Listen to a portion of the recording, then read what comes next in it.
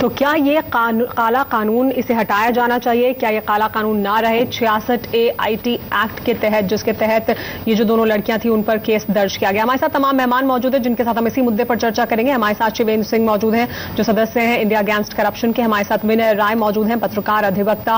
मेरे सहयोगी विजय विद्रोही हमारे साथ मौजूद रहेंगे इस चर्चा के दौरान। इसके अलावा हमारे साथ भूपेंद्र यादव मौजूद हैं जो सांसद हैं बीजेपी के। हमारे साथ नीलोत्पल बसु मौजूद हैं, सांसद CPM, वरिष्ठ नेता हैं CPM के। हमारे साथ श्वेता परुलेकर हैं, प्रवक्ता है शिवसेना की, वो मौजूद रहेंगे हमारे साथ इस चर्चा में। संजय झा हमारे साथ मौजूद है, को फाउंडर हमारा कांग्रेस.com, और अंबिकेश महापात्रा जो कि प्रोफेसर है जादवपुर यूनिवर्सिटी में, और फेसबुक पर ममता बनर्जी का जो उन्होंने कार्टून बनाया था उनके खिलाफ भी कार्रवाई हुई थी, वो भी हमारे साथ मौजूद रहेंगे। लेकिन सबसे पहले नीलोत्पल बसु जी, आपसे मेरा सवाल कि जो कानून है 66A IT एक्ट, जिसके तहत ये मामला दर्ज किया गया, और इसके अलावा ये जो दो लड़कियां, इनके अलावा भी इससे पहले कई और मामले हो चुके हैं जिनमें इस धारा का इस्तेमाल किया गया, क्या ये काला कानून है और क्या इस कानून को हटाया जाना चाहिए?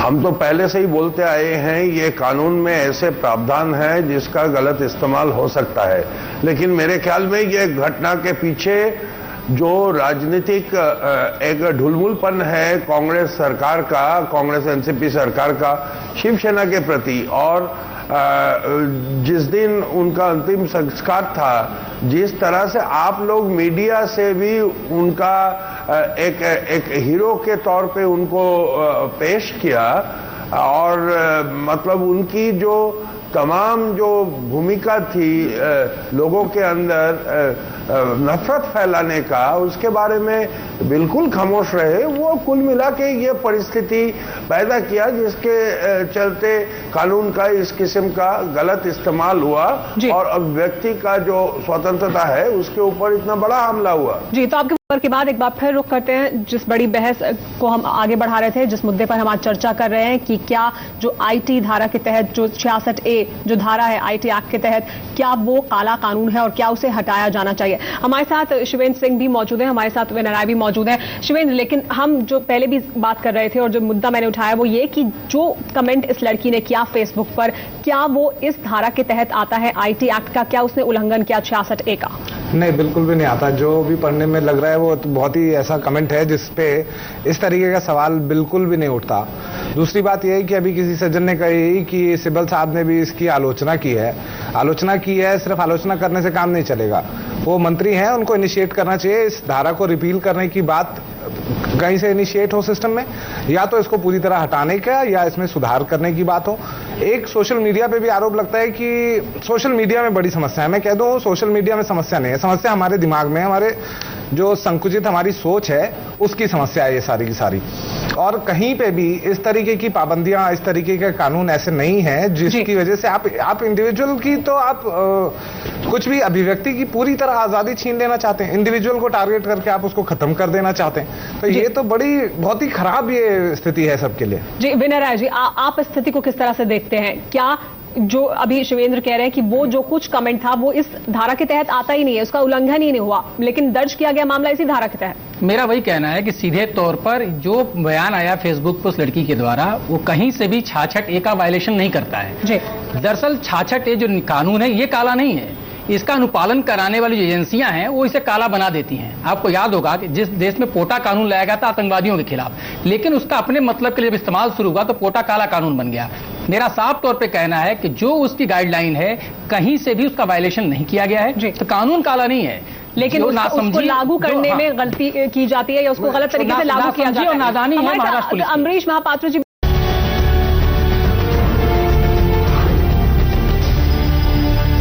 एबीपी न्यूज पर बड़ी बहस जारी है कि क्या काला कानून रहना चाहिए। अभी तक जो चर्चा हुई है उसमें क्या पक्ष में और क्या विपक्ष में तर्क निकलकर सामने आए, ये आपको आइए बता देते हैं। अभी तक पक्ष में जो तर्क निकलकर सामने आया वो है कि गिरफ्तारी गलत थी, लेकिन सोशल मीडिया में संयम रखना चाहिए और जिम्मेदारी होनी चाहिए, कहना है संजय झा का। और विपक्ष में ये कि जब लड़की ने माफी मांग ली थी तो इस पर प्रोग्राम करना भी सही नहीं है, ये कहना है श्वेता परुलेकर का। पक्ष में यह भी तर्क सामने आया है कि नासमझी मुंबई पुलिस से हुई है, गिरफ्तार करने वाले पुलिस वालों पर कार्रवाई की जानी चाहिए, ये कहना है विनय राय का। इसके अलावा विपक्ष में यह तर्क भी सामने आया कि एक बड़े नेता के निधन पर जब लोग श्रद्धांजलि दे रहे थे तो उस पर सवाल नहीं उठाया जाना चाहिए था, ये कहना है भूपेंद्र यादव का। इसके अलावा फेसबुक कमेंट में कौन सी आपत्तिजनक बात लिखी थी उसमें तो बाला साहेब का जिक्र भी नहीं था, ये कहना है विजय विद्रोही का। और विपक्ष में तर्क भी सामने आया कि मीडिया और कांग्रेस एनसीपी के ढुलमुल रवैये से ऐसी नौबत आई है, ये कहना है निलोत्पल बसु का। पक्ष और विपक्ष में चर्चा के दौरान ये तर्क निकलकर सामने आए। लेकिन हमारे साथ तमाम मेहमान बने हुए हैं। संजय झा, मेरा आपसे ये भी सवाल कि लगातार जो इस तरह के मामले सामने आ रहे हैं, प्रकाश में आ रहे हैं, जहां पर इस धारा का इस्तेमाल किया जाता है, लोगों के खिलाफ एक कानून का इस्तेमाल किया जाता है, ज्यादातर राजनेताओं, राजनीतिक पार्टियों, इन लोगों की भावनाएं क्यों इतनी आहत होती हैं, बाकी आम लोगों की भावनाएं आहत नहीं होती? देखिए सुमेरा, ये बात हमें मानना पड़ेगा कि अभी सोशल मीडिया जो है, मैं सबसे पहले ये दोहराना चाहूंगा कि जो इन दो लड़कियों की जो गिरफ्तारी हुई उसको मैं कड़ी तरीके से निंदा करना चाहता हूं, वो गलत था। लेकिन ये भी सच्चाई है सुमेरा कि आज सोशल मीडिया का दुरुपयोग किया जा रहा है और यहाँ पर हम माने या न माने, लोग गुमनाम होके दूसरों की मनोभावना का अपमान करना, इसका हक किसी के पास नहीं है और यहाँ पर जिम्मेदारी दिखाना बहुत जरूरी है। मैं भी बाला साहब ठाकरे के नीतियों के साथ शायद मैं सहमति मेरी सहमति नहीं थी। लेकिन संजय, इस मामले में अब आगे क्या होना चाहिए कि किस वक्त आप क्या बोल रहे हैं जी, इस मामले में क्या होना चाहिए? मैं समझता हूं कि देखिए, कपिल सिब्बल जी ने सही कहा है कि इसमें मैं वही बता रहा हूं कि section 66 of the information technology act जो है, उन्होंने कहा कि इसकी संशोधन की जरूरत नहीं है, लेकिन समझदारी इसकी दिखानी है कि इसको किस तरीके से इसका उपयोग किया जाए, किस तरीके से इसका अनुवाद लोग समझें। मुझे लगता है कि इसमें पुलिस का रोल बहुत जरूरी है। उनको ये समझना चाहिए कि आप इसका गलत उपयोग नहीं कर सकते हैं और हमें समझना चाहिए कि वो ठीक तरह से इसका इस्तेमाल करें। मेरा मानना है कि सिर्फ दो चीज होना चाहिए। पहले तो वो लड़कियां जमानत पर छूटी हैं, वो बरी नहीं हुई हैं, तो पहले तो महाराष्ट्र पुलिस इस केस को खत्म करे, क्योंकि उनका क्राइम हुआ ही नहीं है, इसलिए क्राइम के दायरे में आती ही नहीं है।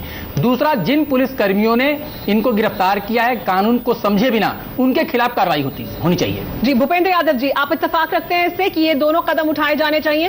क्या होना चाहिए आगे आपके मुताबिक?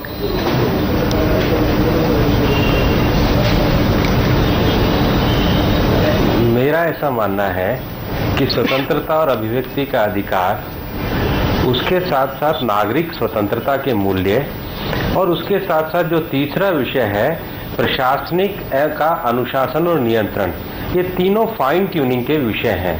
अब जो विषय हुआ है उसके बारे में एक पुनर्विचार की बात अभी पारुलकर ने भी कही है, लेकिन सार्वजनिक जीवन में अगर आप अभिव्यक्ति और स्वतंत्रता का अधिकार अगर आप रखना चाहते हैं, उसके साथ अगर आप नागरिक स्वतंत्रता चाहते हैं, तो आपके कदमों से पब्लिक ऑर्डर भी मेंटेन होना चाहिए और इसकी फाइन ट्यूनिंग के बिना हम समाज में एक सभ्य आवरण को खड़ा नहीं कर सकेंगे, स्वस्थ विषयों को खड़ा नहीं कर सकेंगे। लेकिन आप भी मानते हैं, स्वस्थता समाज में आप भी मानते हैं कि इस मामले में पुनर्विचार की गुंजाइश है, पुनर्विचार होना चाहिए, जो धाराएं लगाई गई हैं, जो मामला बनाया गया उन लड़कियों के खिलाफ?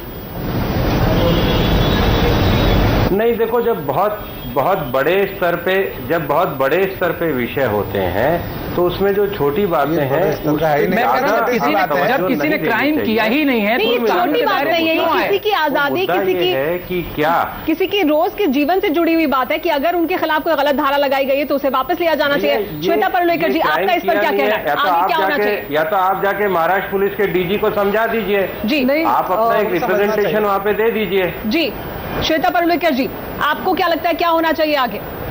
नहीं, मुझे लगता है, और इसलिए हमारा ये कहना है कि फाइन ट्यूनिंग होनी चाहिए सभ्य समाज में। हमारी पुलिस डिपार्टमेंट इतनी सक्षम है कि नहीं, और हमारी law will take its own course और हमारी पुलिस डिपार्टमेंट सक्षम है to decide what is right and wrong.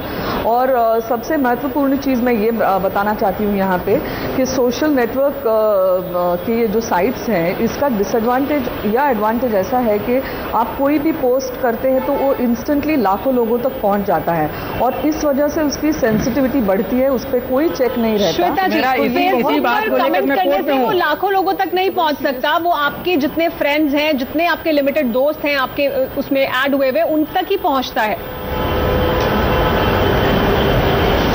नहीं, पर उसके आगे और फैलता है ना वो, it goes on and on. अगर मेरे फ्रेंड्स है, उनके फ्रेंड्स, फिर उनके फ्रेंड्स, ऐसा इट इज अ लिंक। देखिए सुमेरा, इनको ये समझने की जरूरत है कि इसी मसले को लेकर के हम कोर्ट में गए थे कि जो सोशल नेटवर्किंग साइट्स है उसके साइड इफेक्ट्स हैं, लेकिन मेरा उस समय भी कहना था कि सेल्फ रेगुलेशन होना चाहिए। और आज मैं कहना चाहता हूं कि ठीक है, उसके नेटवर्किंग के तमाम लोग हैं, तमाम उनके फ्रेंड्स लिस्ट में जुड़ते चले जाते हैं, लेकिन पहले कोई ऐसी बात लिखी तो जाए, क्राइम तो हो, बिना क्राइम के हम उसको सजा कैसे दे सकते हैं? जी हाँ, विजय, आपको क्या लगता है? क्या मुझे लगता है एक ही बात मुझे कहनी है, एक ही बात कहनी है कि सबसे पहले वो एफआईआर क्वैश की जानी चाहिए। तो उसी के लिए तो सारी व्यवस्था होती है, लेकिन उसके लिए अफवाह तो नहीं फैलाई जाती। हमारे पास इतना ही समय इस चर्चा के लिए। आप सबका बहुत बहुत शुक्रिया हमारे साथ इस चर्चा में शरीक होने के लिए। ज्यादातर लोगों का इस चर्चा के दौरान भी ये मानना था कि कानून में तो किसी तरह का बदलाव अगर जरूरी है तो वो होना चाहिए, लेकिन उससे भी ज्यादा उसको लागू करने में सही तरीका अपनाया जाना चाहिए और अभिव्यक्ति की आजादी, उस पर किसी तरह की पाबंदी नहीं लगनी चाहिए। फिलहाल रुकने कुछ देर के लिए एबीपी न्यूज पर जारी है खबरों का सिलसिला।